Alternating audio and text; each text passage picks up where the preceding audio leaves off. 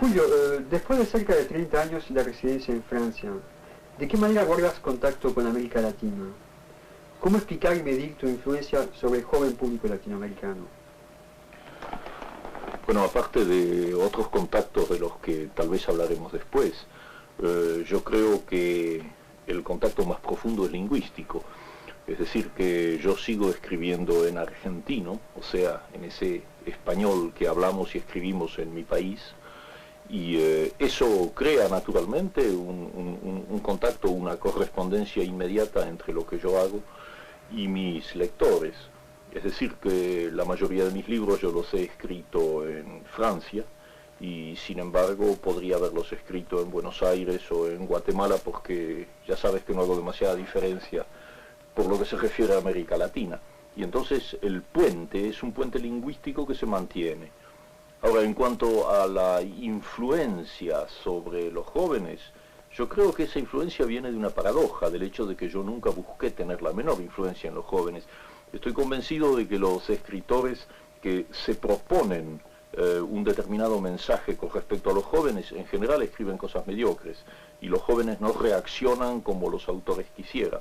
Lo que yo he hecho en la mayoría de mis libros es dejar salir, manifestar una problemática, una angustia, un cuestionamiento personal como latinoamericano que ha encontrado un eco en esa misma problemática o una problemática equivalente de los jóvenes latinoamericanos, y el contacto se ha dado de manera espontánea y yo te diría automática.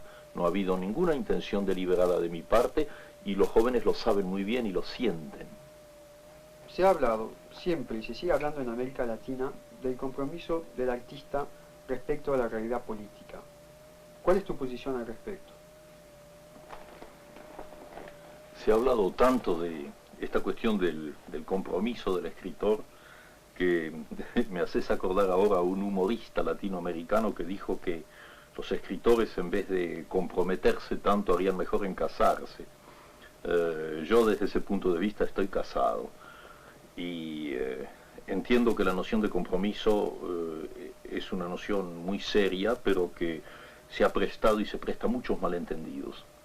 Yo me limito a dar mi punto de vista, que consiste en sostener muy sencillamente y muy claramente que el compromiso central, capital de un escritor es ser un escritor dando el máximo de sus posibilidades, haciendo todo lo que pueda hacer como escritor, porque esa es su manera natural y su máxima posibilidad de transmitir elementos que, en definitiva, son elementos revolucionarios en la medida en que actúan sobre su pueblo, llegan como levadura a su pueblo y ayudan a cuestionar, a crear problemas, a resolverlos muchas veces, y en todo caso a compartir puntos de vista que no siempre son bien analizados y bien criticados y bien conocidos. En ese sentido, entonces, insisto en que el compromiso central de un escritor es ser un escritor sin la menor concesión, porque esa palabrita compromiso tiene el inconveniente de que en muchos planos y en muchos sectores se tiende a imaginarlo como la obligación del escritor de bajar la puntería y escribir para la inmensa mayoría, para la mayoría de la gente, lo cual me parece perfectamente bien y perfectamente natural en el caso de muchos escritores, pero sucede que hay otros que están en un plano más experimental, en un plano de búsquedas más complicadas, y la peor traición a su propio pueblo y al destino de América Latina sería dejar caer eso buscando una simplificación que en definitiva no le va a servir a nadie. Entonces, esa es mi primera acepción de la noción de compromiso, pero no es toda. Hay una segunda parte que es absolutamente capital, porque en América Latina hay muchos admirables escritores que son unos perfectos reaccionarios, unos perfectos conservadores, y que le hacen el juego a nuestras peores dictaduras y a nuestras peores tiranías. Entonces, el hecho de ser un gran escritor no significa cumplir con un compromiso. El compromiso es doble. Por un lado, dar el máximo como escritor, y eso es lo que yo trato de hacer y lo haré hasta el fin de mi vida. Pero en segundo lugar, hay que responder también con la conducta personal, con la conducta ideológica, con la conducta política. O sea que yo estimo que mi compromiso con respecto a mi pueblo y a América Latina lo cumplo no solamente cuando escribo, sino cuando voy a participar, para darte un ejemplo, no sé, en las sesiones del Tribunal Bertrand Russell o en la reunión del Tribunal de los Pueblos que justamente se acaba de constituir estos días en Italia, cuando cumplo una acción que significa una denuncia, un ataque, una tentativa de echar abajo esos sistemas siniestros que están alienando, explotando y destruyendo nuestra América Latina. El paralelismo, la coincidencia de esas dos cosas en el trabajo de un escritor, ese es el verdadero compromiso. En ese sentido yo no estoy comprometido, te repito el chiste, estoy casado.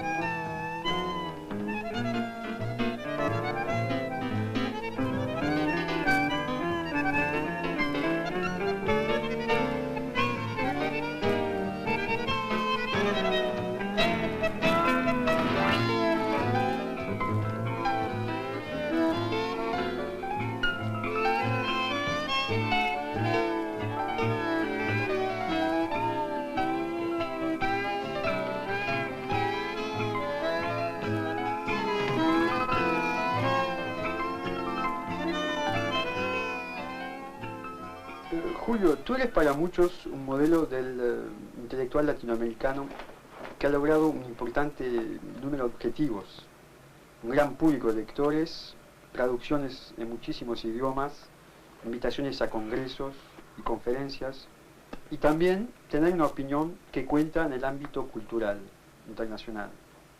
Casi podríamos decir una especie de embajador. En tu pregunta hay dos palabras que no me gustan, embajador y objetivos. Bueno, yo no creo tener ninguna vocación ni capacidad para ser embajador de nada, salvo en sentido muy figurado. Y en cuanto a los objetivos de un escritor, yo he dicho muchas veces y lo creo fundamentalmente que no soy un escritor profesional, es decir, que nunca he tenido objetivos de escritor. Los libros me han llegado porque en determinados momentos sentía la necesidad de escribirlos y se han ido acumulando. Pero, dicho eso, es evidente que en la actualidad soy, como tú lo dices, un escritor muy leído, tanto en América Latina como en Europa. Y entonces ahí sí hay un objetivo que yo puedo cumplir, que ya no tiene nada que ver con la literatura misma, porque en ese plano yo sigo considerándome un aficionado que escribe cuando le da la gana. Pero sí hay un objetivo que yo puedo cumplir y que forma parte de mi compromiso como latinoamericano con la causa de nuestros pueblos. Sería culpable, me sentiría profundamente culpable, si teniendo la posibilidad de hacer llegar con una facilidad que otros no tienen, todo tipo de mensajes, todo tipo de ideas e incluso todo tipo de acciones, yo no lo hiciera. Eso, si yo me refugiara en una torre de marfil, si me limitara a ser un escritor por mi placer de ser escritor, entonces no cumpliría con mi deber, no cumpliría con eso que hemos calificado de compromiso. En ese plano, entonces, sin ningún objetivo literario y sin ninguna embajada, es cierto que puedo utilizar y utilizo el hecho, por ejemplo, de que mis libros hayan sido traducidos en tantos idiomas, porque cada una de esas traducciones es una frontera que se abre hacia una cultura diferente. Y si esa frontera se abre y los lectores de ese país me conocen a mí, y cuando digo me conocen a mí me refiero además a todos mis colegas latinoamericanos que puedan ser traducidos, y hay muchos que son traducidos y cada día más, puesto que hay un gran interés por nuestras letras. Eso sí es un trabajo útil, porque inmediatamente hay todo un pueblo, toda una cultura que por la puerta de nuestros libros entra en nuestra problemática, entra en nuestras angustias, en nuestros deseos, en eso que llamábamos la búsqueda de identidad, y entonces son pueblos a los cuales se les puede hablar, y ahí entra el Julio Cortázar que va al Tribunal Russell, o que va a un congreso en Polonia, o que va a un congreso en Italia, porque estoy hablando ahí con gente que ya nos conoce, no digo ya que me conoce, que nos conoce como latinoamericanos. Entonces el contacto es fácil. Y de ahí salen entonces grupos decididos a luchar también contra las dictaduras latinoamericanas, que pueden proporcionar apoyos de todo tipo, ideológico, incluso apoyos de tipo práctico.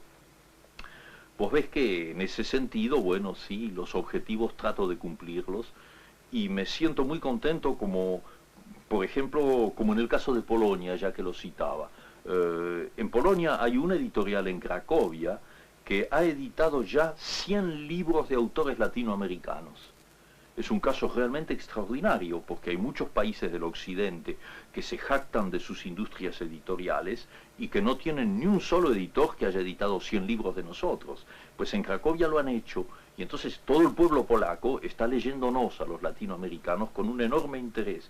Eso significa alianzas, alianzas ideológicas, alianzas en el plano de la libertad, alianzas en lo que estamos necesitando en esta hora tan dura para América Latina, donde predominan las dictaduras, donde el exilio es lo que tratábamos de decir hace un minuto. Bueno, entonces te acepto lo de embajador y lo de objetivos, pero así solamente en un plano figurativo.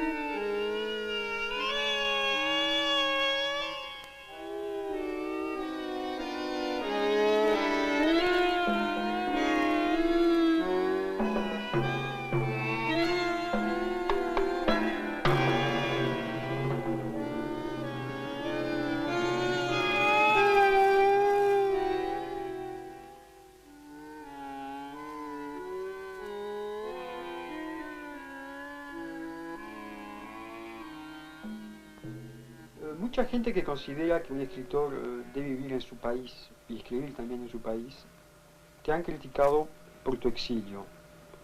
¿Cuál es tu posición al respecto y de qué manera ello influye sobre tu identidad latinoamericana?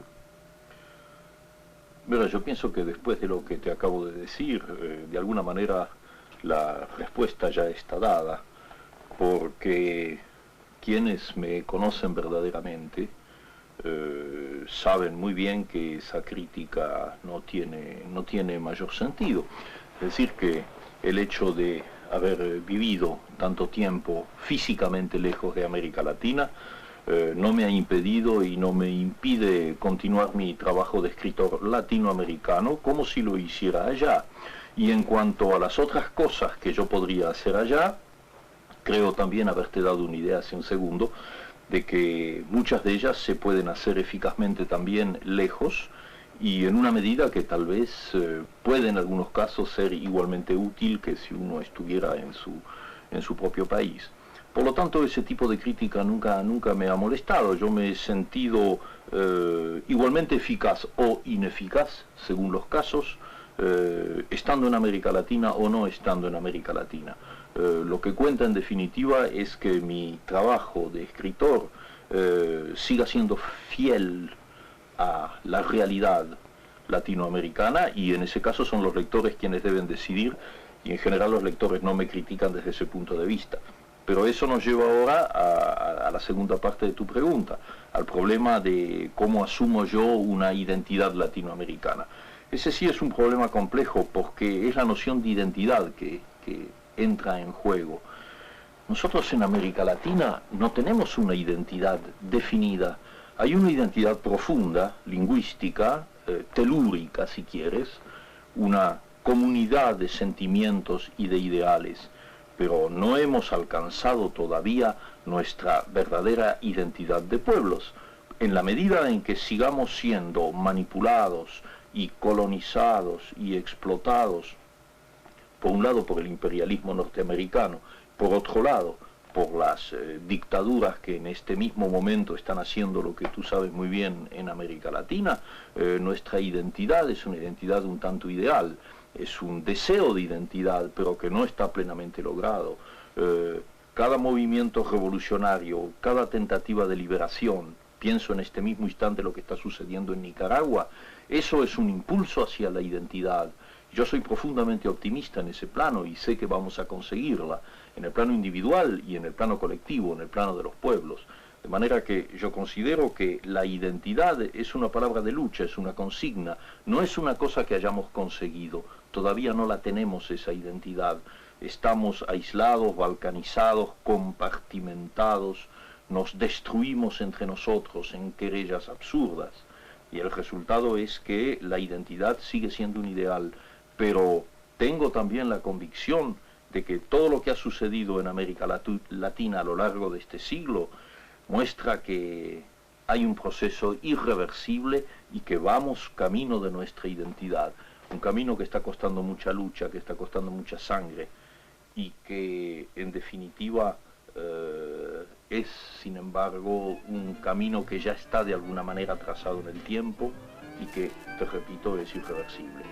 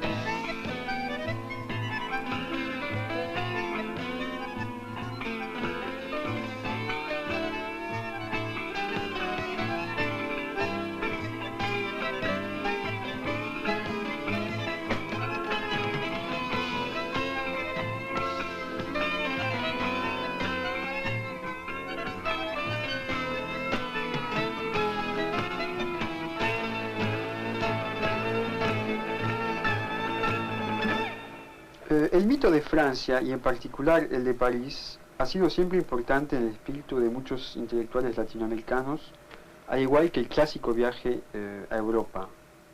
Sin embargo, la realidad a menudo se ha mostrado muy dura y la frustración grande. ¿Cuál es tu parecer al respecto, Julio?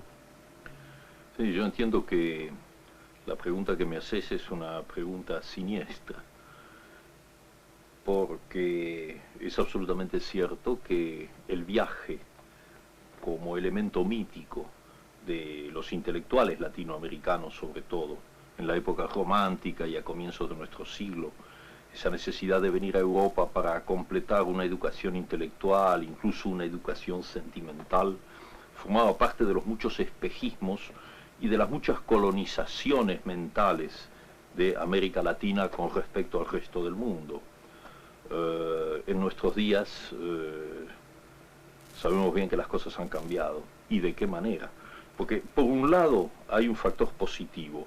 Yo tengo la impresión de que en conjunto los jóvenes en América Latina se preocupan mucho menos que sus padres y sus abuelos con respecto a ese famoso viaje mítico a Europa.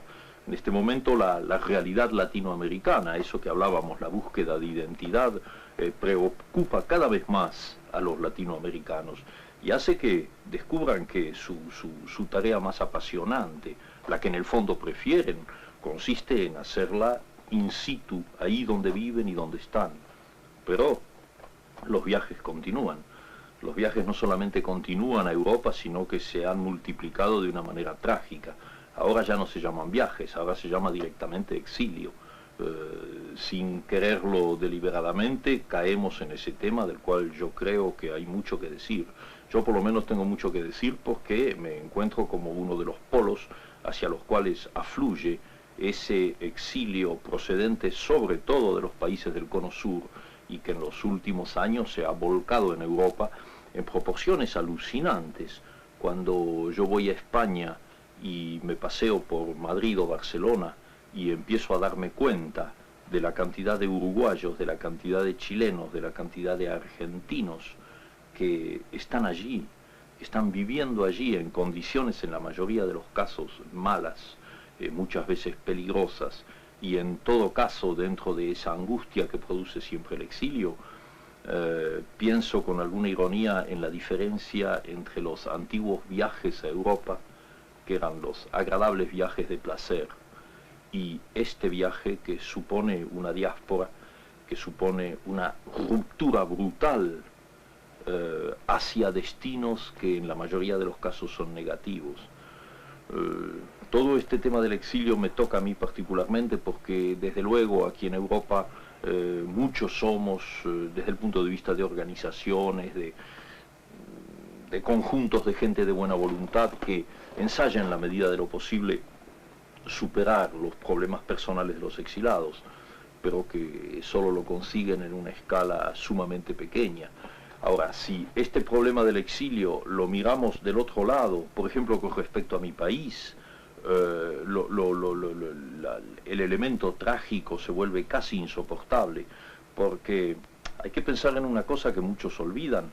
Los exilados argentinos, por ejemplo, son prácticamente todos intelectuales, científicos, es la gente que constituía los mejores valores argentinos. Y todos ellos han tenido que salir porque su vida estaba en peligro, su libertad estaba en peligro. Cientos de miles están fuera de la Argentina. Pero entonces es un fenómeno de doble exilio porque por un lado ellos están físicamente exilados en los países de Europa, pero el pueblo argentino es el verdadero exilado en la medida en que en este momento no puede conocer, no puede aprovechar, no puede vivir el trabajo de creación de músicos, de cineastas, de actores, de novelistas, de toda la gente que antes trabajaba en la Argentina. ¿Quiénes quedan en la Argentina? Bueno, hay mucha gente de valor en la Argentina, desde luego, pero lo más importante, lo más fecundo, lo que realmente daba una dinámica al país, ha tenido que irse, porque justamente esa dinámica era una dinámica de oposición y de protesta contra la dictadura. Entonces hay un doble exilio, los que están afuera y los que se han quedado adentro. Hay un exilio físico que es el nuestro, los que no podemos volver allá, pero luego hay algo peor, que es lo que yo llamo el exilio cultural. A mí no me gusta autocitarme, pero mi último libro de cuentos fue prohibido en la Argentina. Eso es lo que yo llamo exilio cultural. 20 millones de personas no pueden leer un libro mío. Cuando digo un libro mío, amplifico y pienso en todo el trabajo creador de los miles y miles de exilados que están en el mundo. Entonces comprendes que este es un tema que me toca a mí profundamente y que constituye la verdadera raíz de esa pregunta que parecía un poco frívola sobre el viaje a Europa.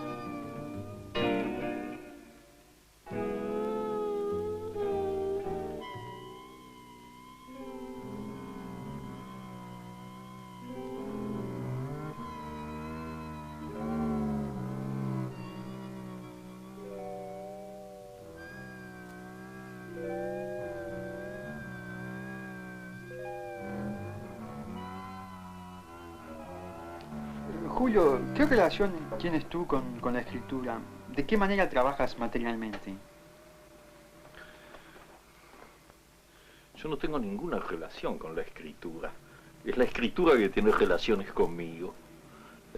Invierto la fórmula porque es cierto.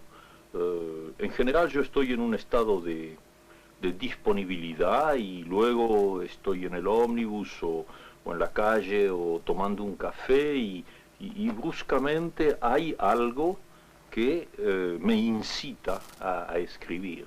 Yo siento que no me pertenece a mí eso, es algo que viene desde fuera o probablemente desde dentro, pero siempre me da la impresión de venir desde fuera, como si escuchase una música. Ahora, esa música toma enseguida la forma de palabras, una primera frase, una primera idea, incluso una imagen, una imagen que se va a convertir en un personaje. Y entonces lo único que me queda es obedecer. Y a partir de ese momento soy un poco, digamos, el medium de eso, es decir, que tengo obligadamente que ir a mi máquina de escribir, yo escribo a máquina, y empezar a trabajar. Pero el primer impulso no tengo nunca la impresión de que es mío, sino que me viene como desde fuera, como desde otra dimensión.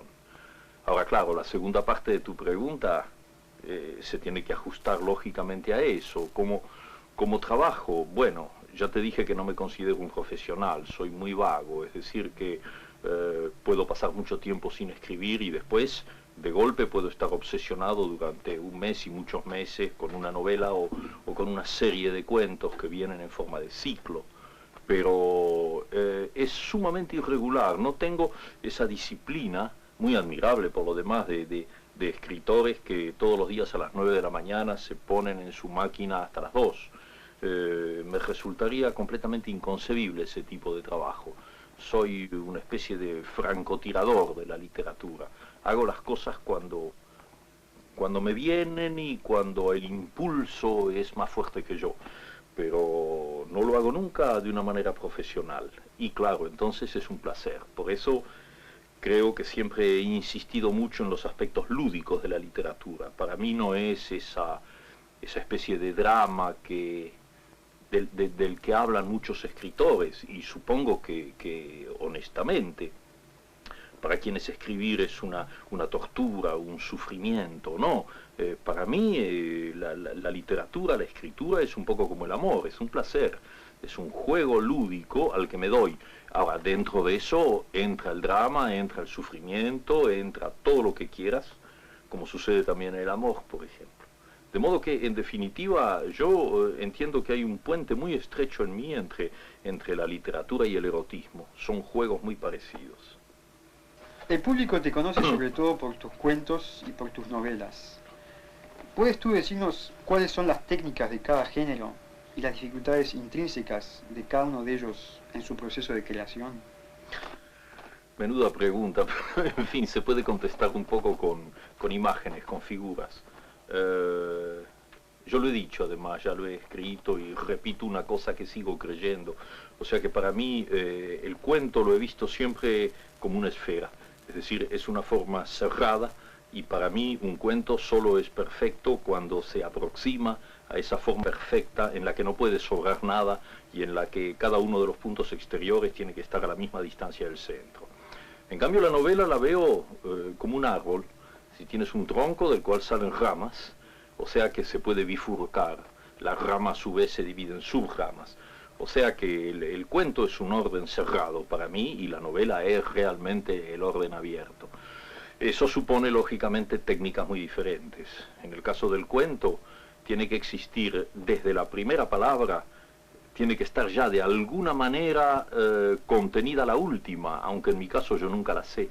Yo no sé cómo van a terminar mis cuentos, pero sé de todas maneras que se va a cerrar, que se va a completar como el vuelo de un boomerang. En cambio, la técnica en la novela, y esa es la gran maravilla también de la novela, es que siendo abierta, tú te lanzas y los personajes comienzan a vivir un poco por su cuenta, como le pasó a Cervantes con el Quijote, más que conocido el ejemplo, y me pasó a mí con muchos personajes. Entonces hay la cosa maravillosa de la novedad, de lo inesperado, el pensar que ibas a ir en una determinada dirección y el arbolito te saca una rama o una flor por otro lado. Así que el cuento es la exigencia, tiene algo de fatal. Y en cambio la novela te da la compensación de la improvisación, de la libertad. Es la diferencia entre el jazz tradicional, que sería el cuento, o la música de cámara, una sonata, y el free jazz, o las formas actuales de música completamente abiertas.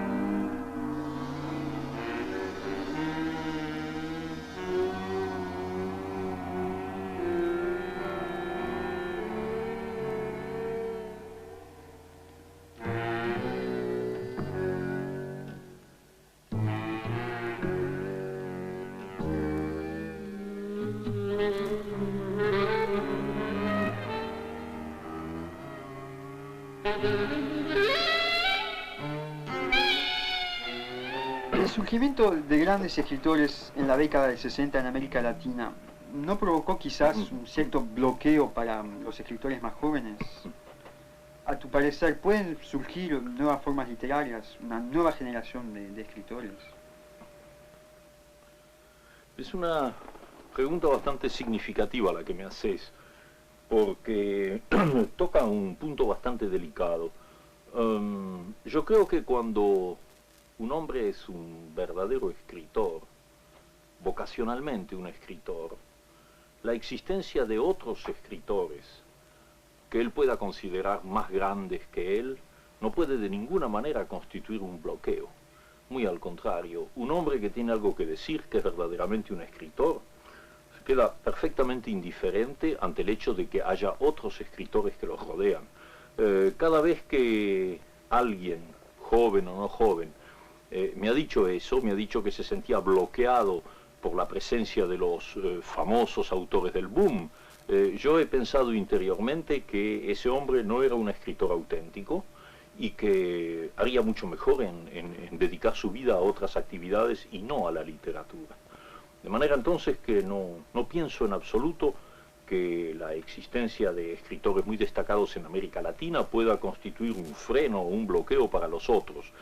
Tan es así, y me alegro de poder decirlo, que en este momento, después del tan alabado boom, en este momento hay una promoción, hay una generación de escritores latinoamericanos en todos los países que están demostrando sus calidades en el plano de la poesía, de la novela, del teatro, del cuento, y lo están demostrando muy bien. Son, desde luego, menos conocidos que los grandes autores del boom, incluso por razones editoriales, porque todo eso entra en un mecanismo de tipo comercial y de editorial.